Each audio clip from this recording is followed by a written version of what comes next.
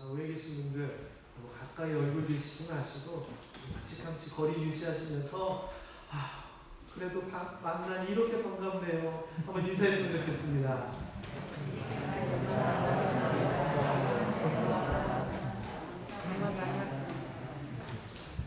제가 이번 주에는 설교를 준비하다가 이런 생각이 문득 들었습니다. 힘들고 어려운데 설교마저도 어려우면 어떡할까? 그래서 오늘 설교는 제가 하던 설교 중에 제일 쉬운 방법으로 설교를 하려고 합니다. 어떻게 할 거냐면은 몇 가지 그냥 이야기만 해드릴 거예요. 그런데 이야기를 듣다 보면 저 이야기구나 여러분들이 스스로 결론을 내리실 것 같습니다. 그래서 제가 오늘은 여기 가십시다! 저렇게 해야 됩니다! 이런 얘기도 거의 안 하고요. 편하게 몇 가지 이야기를 해드리려고 합니다. 자, 일단 코로나 얘기를 안 할 수가 없습니다. 우리나라를 방역 모범국가라고 많은 나라에서 칭찬합니다. 그리고 어떻게 그걸 잘 이겨내고 이렇게 관리를 하는지 좀 노하우 좀 알려달라 문의도 많이 옵니다. 그리고 우리나라에서 어떤 진단 키트라고 그러죠. 진단 키트도 각 나라에서 좀 보내달라고 이렇게 얘기합니다. 저는 국가에서 이렇게 저렇게 잘했고 또 무슨 방역당국이 잘했고 이런 것도 중요하지만 저는 우리 대한민국 국민들이 정말 잘 협조하고 그렇게 이겨낸 게 아닌가 이 생각이 듭니다. 그런데 솔직히 좀 제가 냉정하게 살펴보면요, 우리나라가 방역에 있어서 모범 국가이기는 하지만 예방에 있어서는 조금 미흡했다 생각이 듭니다. 우리나라가 일이 터지고 나서 수습을 잘한 거지 일이 생기지 않도록 처음부터 이렇게 하진 않았다 생각이 들어요. 다른 나라에서 중국에서 들어오지 못하게 하고 막 이런 거 할 때 우리나라가 이리저리 좀 상황을 살펴보면서 살짝 제가 보기에는 제 개인적인 주관입니다. 좀 늦지 않았나 이 생각도 들기도 하고요. 미국에서 유럽에서 막 퐁퐁퐁퐁 퍼질 때 조금 우리가 일찍 문을 닫았으면 피해가 조금 더 적지 않았을까 이 생각을 개인적으로 해보기는 합니다. 왜냐하면 우리가 잘했음에도 불구하고 우리보다 잘한 나라가 있었거든요. 그래서 비교해보니 그 부분에 있어서 우리가 좀 미흡했구나 이 생각이 들었어요. 어느 나라가 그렇게 잘했느냐? 대만하고 싱가포르입니다. 대만하고 싱가포르는요, 코로나 사태가 이렇게 막 터져 나올 때, 그래서 중국에서 사람들을 들어오게 하느냐 못 들어오게 하느냐 우리가 고민하고 있을 때 이미 2월 7일 날 중국에서는 자기네 나라로 들어오지 못하게 막았습니다. 그리고서는 철저하게 관리를 하고 강력한 벌금 제도를 이 나라들은 만들었대요. 어느 정도냐? 싱가포르는 지금도요, 제가 옆집에 놀러를 못 가요. 옆집에 놀러 가면은 신고하면 경고받고 두 번째부터는 벌금이에요. 그리고 대만도 이렇게 해가지고 아주 그냥 강력하게 국가에서 규제를 했습니다. 그래서 이른바 사회적 거리두기, 우리도 정말 철저하게 잘했지만 이 나라들도 정말 철저하게 잘했습니다. 그래서 우리나라가 신천지 이단 때문에 펑펑펑 터져 나갈 때 대만은 어떻게 했는지, 싱가포르는 어떻게 했는지 우리가 그 나라를 살펴보기도 했습니다. 아주 진짜 방역에 있어서, 특별히 예방에 있어서는 모범적인 국가였습니다. 자, 그런데 이 나라가, 지금 이 두 나라가 확진자 상황이 어떻게 됐는지 제가 찾아봤더니 너무 다르더라고요. 대만은요, 지금도 확진자가 429명입니다. 아주 관리를 잘하고 있습니다.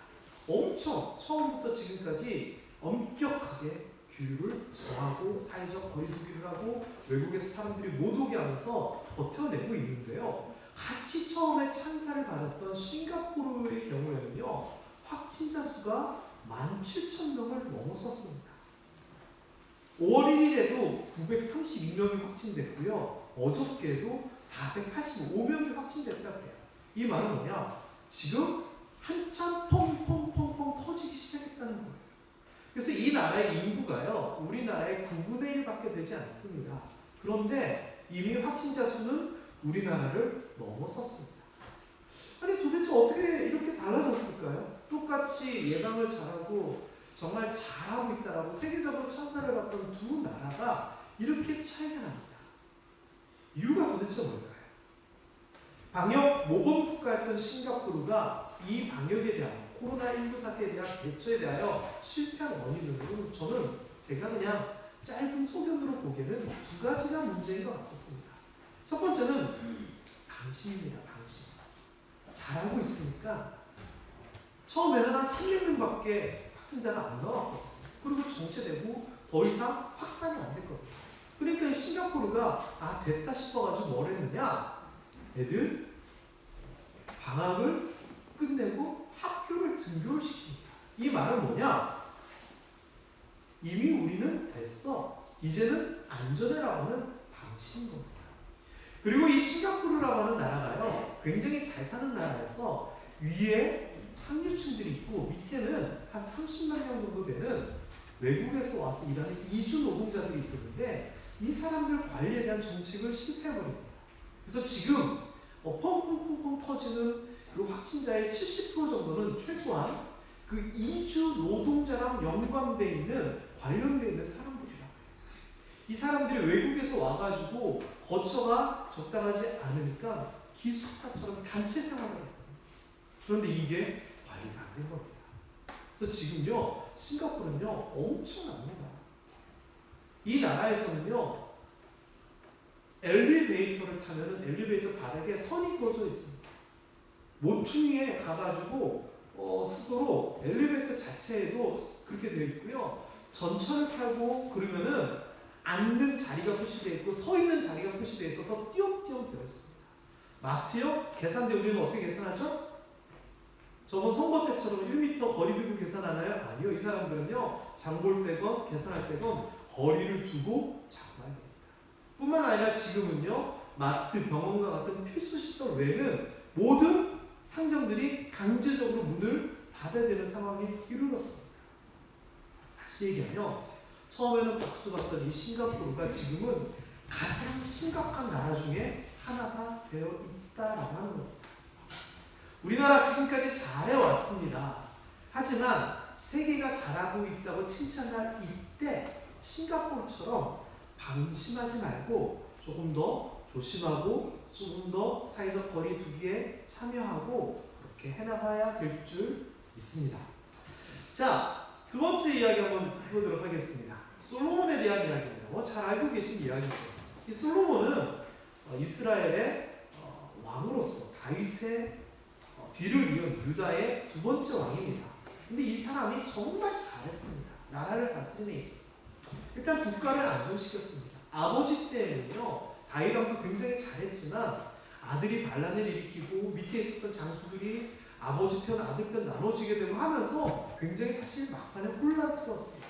근데 솔로몬은요, 왕이 되고 나서 이랬던 사람들, 권력을 가지고 있었던 사람들이 이렇게 하나하나 정리를 해나가면서 내부적으로 왕 중심의 아주 탄탄한 나라를 만들었습니다. 그리고 내부적으로 그렇게 만들었을 뿐만 아니라 그 지역을 완전히 평정을 합니다. 그래서 이스라엘 역사상 가장 영토가 넓었던 때가 솔로몬 왕 때이고 재산, 부유함이 가장 풍성했었던 때가 이 솔로몬 왕 때이고 내적으로나 외적으로나 외교적으로나 정치적으로나 모든 면에 있어서 가장 안정적이었던 때가 이 솔로몬 왕 때였습니다. 정말 잘 나라를 다스렸고 그 당시의 최고 강국이 바로 이스라엘이 될 정도로 많은 사람들이 와서 부러워하고 솔로몬에게 배우려고 하고 이럴 정도로 이 나라를 잘 다스렸던 겁니다. 자, 게다가 이렇게 정치 외교적인 것뿐만 아니라 솔로몬은 신앙적으로도 대단했습니다. 하나님 앞에 왕이 되고 나서 1000번의 예배를 드리면서 지혜를 구했던 이야기도 잘 아시죠? 뿐만 아니라 아버지 다윗이 이룩하지 못한 성전 건축 솔로몬 왕이 합니다. 그래서 이 솔로몬 왕 때 신앙적으로도 굉장히 큰 성과를 거둡니다. 자, 그런데 솔로몬이 이렇게 마무리가 됐었으면 정말 박수치고 끝냈을 건데 마무리가 너무나 잘못됐습니다. 솔로몬이요, 이 강대국이 되다 보니까 외국에서 정책적으로 정략 결혼을 많이 요청을 했습니다. 그래서 이 나라 여자도 왕비로 삼고 저 나라 여자도 후궁으로 삼고 이러다 보니까 이 솔로몬에게 이 시집온 여인들이 간청을 하는 겁니다. 내가 이 먼 나라 와가지고 사는데 나 사실 있었을 때 이러이러한 신을 섬겼는데 장소 좀 마련해 주면 나 그거 섬길게. 그럼 나 행복할 것 같아. 아마 이렇게 했을 것 같아요. 그래서요, 성전 구석에다가 이방신을 섬길 수 있도록 방치를 해놓습니다. 말도 안 되는 일입니다. 그래서 어떤 학자들은 솔로몬조차도 이방신을 섬겼다라고 아주 단호하게 평가하는 사람들도 있습니다. 그래서 하나님께서요, 이런 솔로몬에게 돌이키도록 경고를 하십니다. 선지자들을 보내서 세 가지의 경고를 합니다. 한 번은 너 이런 식으로 하면 에돔 족속이 너의 원수가 되고 반란을 일으키고 너희를 괴롭힐 것이다 라고 얘기를 하고, 두 번째는 다메섹 아람 왕국 그쪽에서도 역시 반란을 일으켜 너희를 괴롭히게 할 것이다 라고 얘기합니다. 그리고 세 번째는 너 이런 식으로 하면은 여로보암이라고 하는 사람을 세워서 12지파 중에 10지파를 떼어줄 것이다 라고 경고를 합니다. 솔로몬이 이 경고를 들었을까요? 안 들었을까요? 안 듣습니다. 회개하지 않았습니다. 돌이키지 않았습니다. 그래서 그 후대에 이 모든 것들을 다 감당해야겠습니다. 그래서 솔로몬은 너무나 아쉽습니다. 여기까지 잘해놓고 막판에 떨어져 버려요. 속상하죠. 최근에 정치인들, 이런 우리나라 지도자급을 보면요, 여자 문제로 망가지시는 분들이 많더라고요. 수십 년에 거쳐서 경력을 쌓아오다가 한순간에 그냥 저 밑바닥으로 떨어져 버립니다. 대통령 후보로 언급됐던 사람들도 그랬고요, 시장님도 그랬고, 유명한 사람들이 그 문제로 픽픽 쓰러집니다.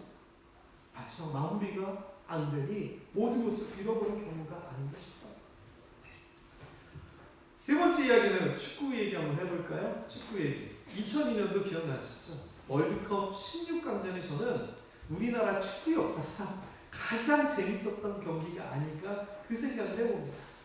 이때 우리나라는요, 이탈리아를 상대로 사상 최초로 월드컵 본선 16강을 치르게 됩니다. 그전에는 월드컵이 열리면 지역 예선 말고 본 월드컵의 예선에서는 다 떨어졌거든요. 본선에 올라가는 것도 감지덕지였어요. 그런데 드디어 올라간 겁니다. 그런데 상대가 너무나 축구를 잘하는 이탈리아인 겁니다. 어떻게 됐는지 결과는 아시죠? 0대1로 지고 있다가 후반 43분, 시간적으로 나오면 경기 끝나기 2분 전에 이 설기현, 근데 제가 보기에는 멋있게 슛을 넣은 게 아니라 발을 차는데 좀 빗 맞은 것 같아요. 근데 어쨌거나 전문 용어로 삑살이라고 하는데 삑살이건 뭐건 골을 2분 남겨놓고 넣어서 동점을 만듭니다. 그리고 연장전에 들어가서 한 골만 넣으면, 누가 한 골만 넣든지 넣으면 끝나는 그 상황에 우리가 잘 알고 있는 안정환, 요즘 아이들은 안정환의 축구 선수진도 잘 몰라요. 그냥 방송인인 줄 알더라고요. 그런데 이 안정환이 헤딩을 하면서 경기를 끝내버립니다. 자, 여러분, 대한민국이 이 정도 했으면 됐다, 만족했을까요? 아니죠. 얼마 전 어떤 설교에서도 표현했었는데 I'm still hungry. 나는 아직도 목마르다. 우리가 16강에서 이겼다고 끝난 거 아니다. 우리는 더 나갈 거다. 히딩크가 지금에 만족하지 않고 더 나갈 것을 얘기합니다. 승리의 비결, 16강전에서도 승리의 비결이 뭐였는 줄 아십니까? 지고 있다고 포기하지 않았습니다. 동점 만들었다고 만족하지 않았습니다. 우리나라가 동점을 만들기 위해서요, 나중에는 지면 끝나니까, 1대0으로 지금 끝나니까 수비수들도 빼고 다 공격할 수 있는 사람들을 집어넣습니다. 나중에 연장전에 가서는요, 전문적인 수비수들이 부족했기 때문에 사실 불리했습니다. 그런데 말 그대로 죽자 사자 뛰었습니다. 포기하지 않았기 때문에 좋은 결과를 얻었던 거예요. 자, 한 가지 얘기 또 더 해볼까요? 오늘 본문에 나오는 사도 바울의 이야기입니다. 이 사도 바울이 어떤 사람이냐? 최고의 배경을 가진 사람입니다. 인간적으로 로마 시민권자입니다. 바리새인이었습니다. 이 말은 뭐냐? 사회적, 세상적으로도 신분을 가진 사람이고 종교적으로도 엄청난 지위를 가진 사람이었다는 겁니다. 게다가 이 바리새인 시민권자, 여기서 그치는 것이 아니라 이것이 자기가 잘해서 그런 것이 아니라 부모님으로부터 이어받은 거라는 겁니다. 성경에 보면 날 때부터 시민권자라고 하는 표현을 쓰는데, 이거는 부모님이 시민권자이기 때문에 가능한 겁니다. 바리새인, 내가 잘해서 바리새인이 아니라 바리새인은 그 가문에서 나오는 겁니다. 그러니까 집안 배경도 탄탄했다라고 하는 겁니다. 게다가 학력이 요즘으로 치면 서울대, 하버드대 나온 학력입니다. 석학 가말리알의 문화였거든요. 게다가 젊은 나이인데도 불구하고 유대인 지도자로서 예수 믿는 자들을 결박할 권세를 받는 젊음에도 불구하고 힘이 있고 인정받는 그런 장래가 유망한 사람이었습니다. 근데 이 사람이 예수 그리스도를 만나게 됩니다. 그리고서는 모든 게 변화되죠. 자, 변화되고 났는데 신앙적으로도 어땠느냐? 저 하늘을 경험하고 신비한 것을 경험할 정도로 신앙적으로 깊은 체험을 했던 사람입니다. 그리고 예루살렘 교회에서 처음에는 야, 너 우리 박해하는 사람이잖아 라고 하면서 살짝 배척했지만 그 문제도 잘 해결돼서 교회적으로도 인정받는 지도자가 되었습니다. 뿐만 아니라 우리가 잘 알듯이 선교를 다니면서 많은 교회를 세우고 제자들을 양성하고 편지를 보내면서 기독교의 교리를 만들어내게 되고 정말 대단한 사람이었습니다. 자, 이 정도로 훌륭했던 사람이 오늘 본문 말씀에서 뭐라고 얘기하는 줄 아십니까? 노란 글씨만 한번 읽어볼까요? 시작! 이미 얻었다 함도 아니요 온전히 이루었다 함도 아니라. 이 말이 뭡니까? 내가 지금 온전히 얻은 게 아니다라고 하는 이 말은요, 내가 이러한 사람으로서 신앙적으로 본, 사회적으로 본 이러한 삶을 살아왔는데 이거 아직 아니다라고 하는 겁니다.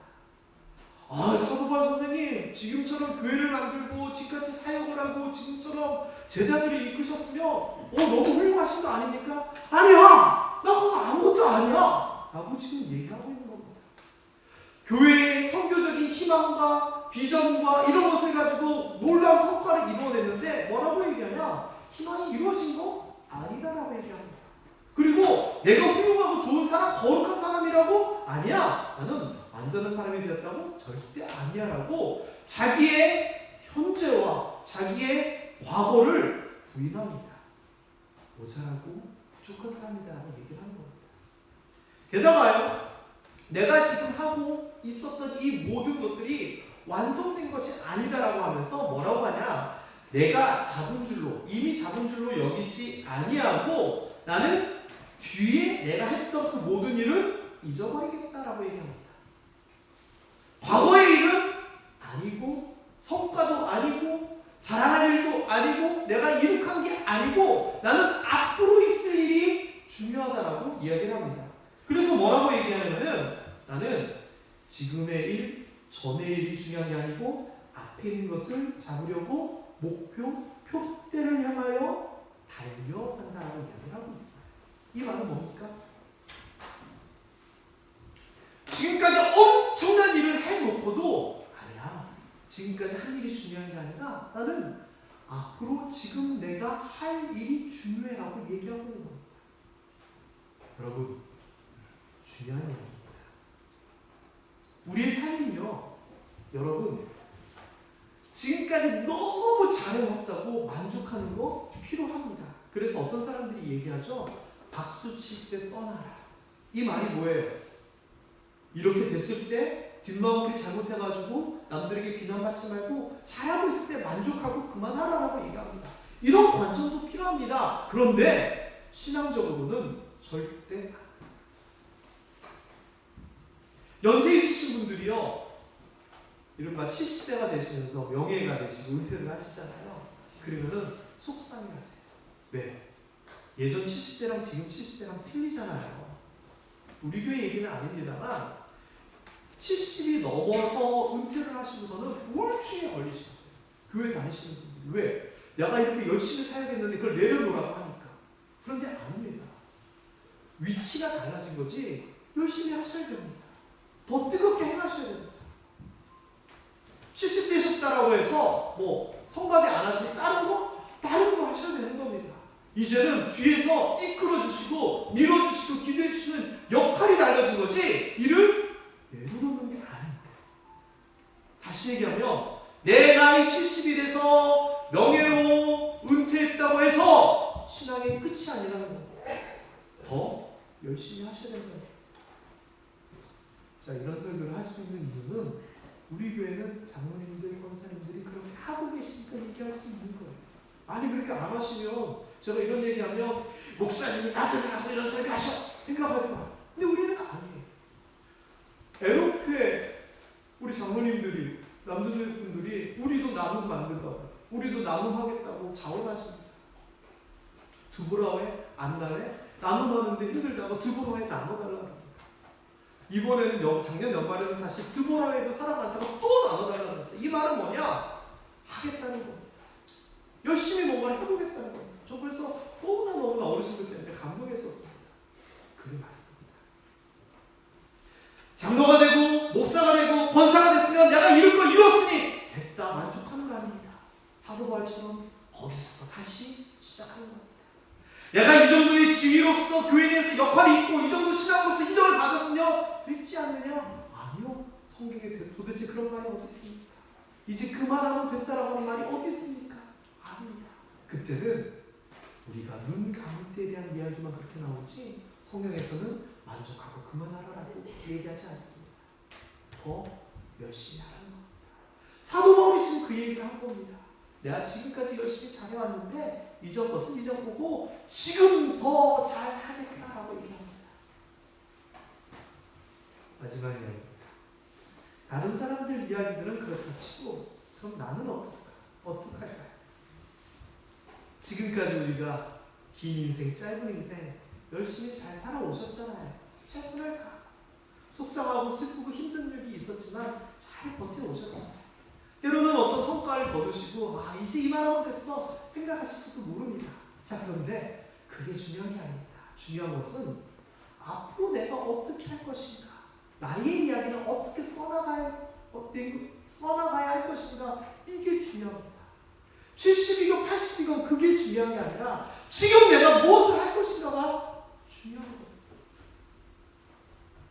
제가 아주 오래전에 이 이야기를 들은 적이 있습니다. 제가 경기도 광주에 있었을 때 문장로님이라고 계셨어요. 문장로님.